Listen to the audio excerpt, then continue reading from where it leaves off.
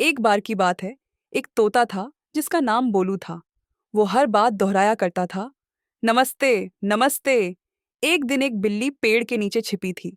बोलू ने देखा और चिल्लाया, बिल्ली आ रही है, भागो।